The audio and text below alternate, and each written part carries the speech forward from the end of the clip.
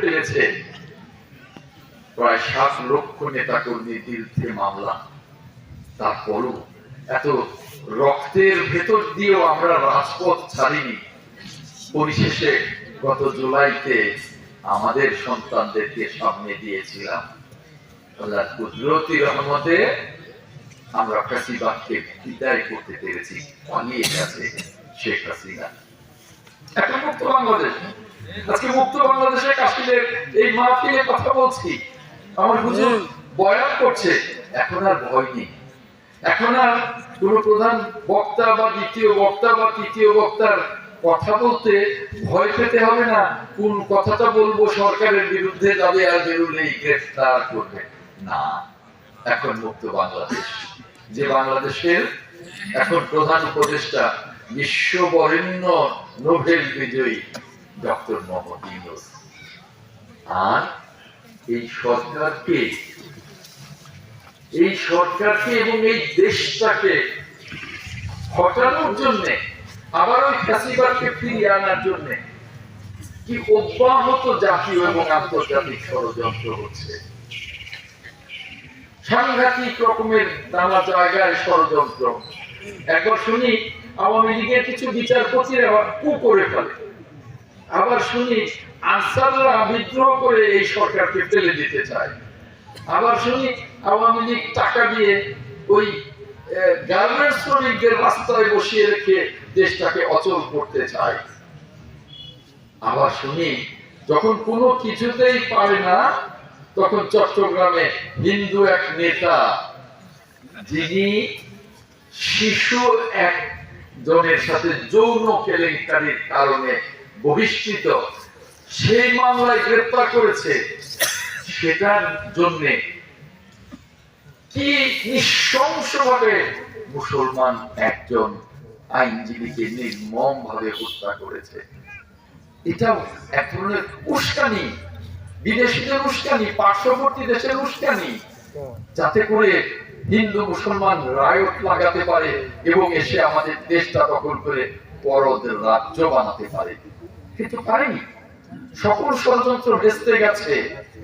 আমাদের মুসলমানেরা তারা ধৈর্য ধরে এত নির্মম হত্যাকাণ্ডের পরও তারা রায়টে যায় নাই। ওই চট্টগ্রামে একজন হিন্দু খুন হয়নি, একজন হিন্দু আহত হয়নি। এটা আমরা উঠতে পেরেছি। যারা এই উস্কানি দিয়ে রায়ট লাগাতে চেয়েছিল তাদেরকে আমরা ব্যর্থ করে দিতে পেরেছি। ষড়যন্ত্র থেমে নেই, প্রচন্ড ষড়যন্ত্র হচ্ছে। আজকে মুসল্লি ভাইয়েরা, আপনাদেরকে বলতে চাই, আমরা আমাদের ধর্মকে ভালোবাসি, আমাদের ধর্মকে লালন করি, ধারণ করি, কিন্তু আমরা তো 17 বছর দেখেছি যে আমরা 90% মুসলমানের দেশে ধর্ম পালন করতে আমাদের কত কষ্ট হয়েছে। আমাকে অনেকে বলেছে, আজম ভাই মাথায় টুপি, হাতে তসবিহ, মুখে দাড়ি নিয়ে চলতে ভয় পাই, কখন না বলে ফেলে আমি জঙ্গি। আর কিছুদিন পরই দেখতাম টেলিভিশনে জঙ্গি নাটক। মুসলমান হলেই সে জঙ্গি হয়ে যায়। 90% মুসলমানের দেশে আমরা ফ্যাসিস্ট হাসিনার সরকারের সময় আতঙ্কে বসবাস করতাম। আরে আপনারা বলুন তো মুসলিম ভাইরা, ইসলাম ধর্ম কি জঙ্গির ধর্ম না শান্তির ধর্ম? ধর্ম তো জঙ্গির ধর্ম না, এটা তো শান্তির ধর্ম। আমরা সকল ধর্মের স্বাধীনতায় বিশ্বাস করি। এই তো মাত্র 1-1.5 মাস আগে হিন্দুদের শারদীয় পূজা হয়ে গেল। আমরা দেখেছি ওই ফ্যাসিস্ট হাসিনার 17 বছরে হিন্দুদের কত জমি, কত সম্পত্তি তারা লুট করে নিয়েছে। কিন্তু এই 1.5 মাস আগে এই ডক্টর ইউনূস সরকারের সময় যে 33 লক্ষ মণ্ডপ হয়েছে বাংলাদেশে, একটা মণ্ডপে আক্রমণ হয়েছে না, স্বাধীনভাবে পূজা করতে পেরেছে। অথচ ভারত সারা বিশ্বে বলছে এদেশে নাকি হিন্দুদের উপরে ক্রমাগত আক্রমণ হচ্ছে, তারা নাকি আতঙ্কে আছে। আর এদেশের হিন্দু ভাইরা বলছে না, আমাদের মধ্যে কোনো আতঙ্ক নেই, আমরা এই সরকারের আমলে ভালো আছি, শান্তিতে আছি। আমরা স্পষ্ট হিন্দু ভাইদের বলেছি, আমরা মুসলমান, আপনারা হিন্দু, আপনারা বৌদ্ধ, আপনারা খ্রিস্টান, আপনারা চাকমা, আপনারা মারমা, যে যে ধর্মের হন, আমরা যুগ যুগ ধরে একসাথে বসবাস করি, একসাথে বসবাস করব, যার যার ধর্ম আপনারা পালন করুন। কিন্তু উস্কানি দিচ্ছে আওয়ামী লীগ, উস্কানি দিচ্ছে কিছু ভারতীয় গোয়েন্দা, যাতে করে এই দেশে একটা রায়ট লাগে, যাতে করে এই দেশটাকে তাদের করদ রাজ্য বানাতে পারে। মুসলিয়ান একরাম সতর্ক থাকবেন, সাবধান থাকবেন। আমরা শান্তির ধর্ম ইসলাম, সেই শান্তির ধর্মে আমরা সকল ধর্মের লোকদের নিয়ে আমরা বসবাস করতে চাই। আমার ধর্ম আমি পালন করব, তাদের ধর্ম তারা পালন করবে, আমাদের মধ্যে কোনো হিংসা নেই, বিদ্বেষ নেই, কারণ ইসলাম শান্তির ধর্ম। ইসলাম শান্তির ধর্ম। আমরা কুরআন এবং হাদিসের আলোকে আমরা ধর্ম পালন করি। কোরআন, কোন কোরআন? যেটা আল্লাহর আরশ থেকে নাজিল হয়েছে। কোরআন নাজিলের পরে আজ পর্যন্ত একটা জের জবর পেশ নক্তা আজ পর্যন্ত কোনো মানুষ পাল্টে দিতে পারে নাই। এরকম একটি ধর্ম যেটা আল্লাহর আরশের আজিম থেকে নাজিল হয়েছে, সেই ইসলাম ধর্মে আমরা বিশ্বাস করি।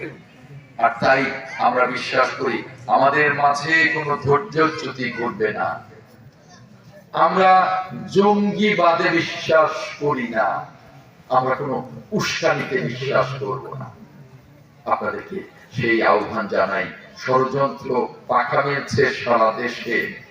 আজকে যখন আমি আসছি, তখন ওই বাঁশতলী নামে একটা জায়গা আছে, আমি হাঁটু ভাঙা দিয়ে সখীপুরে ওই দিক দিয়ে আসছি, দেখি হাজার হাজার গাড়ি জমে গেছে। কি হয়েছে এখানে? বলে একজন হিন্দু নবী সাহেবকে মানে সাহেব সম্পর্কে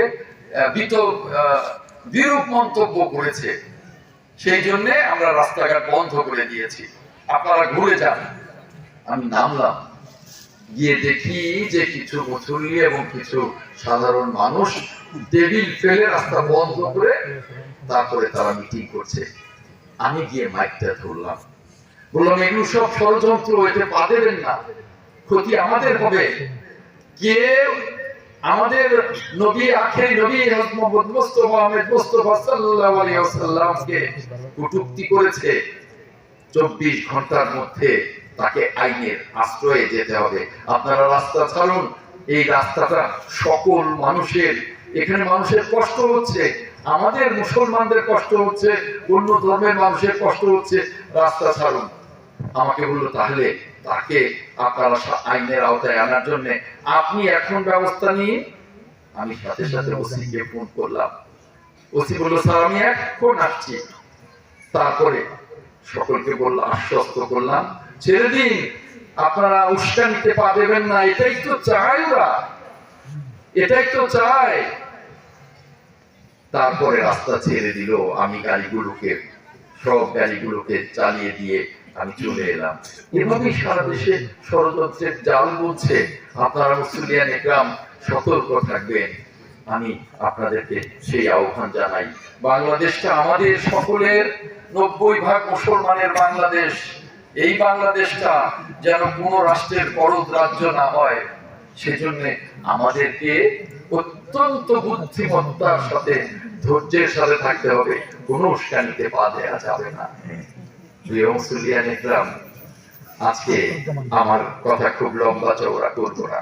আল্লাহ রাব্বুল আলামিন আপনাদের এই মাহফিলকে কবুল করে নিন।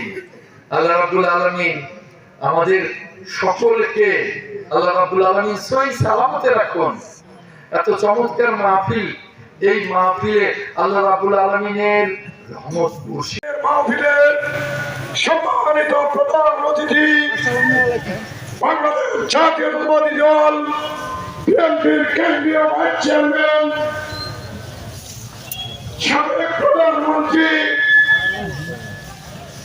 বেগম খালেদা জিয়ার অত্যন্ত আস্থাভাজন, তারেক রহমানের অত্যন্ত প্রিয় নেতা, আমাদের পাশের সখীপুরের মাটি ও মানুষের নেতা, টাঙ্গাইল জেলা বিএনপির সংগ্রামী সাবেক সফল সভাপতি জনাব আব্দুল আহমেদ আজম খান এই মাত্র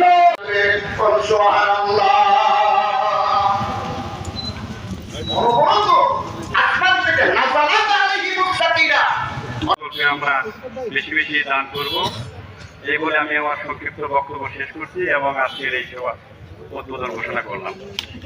আসসালামু আলাইকুম।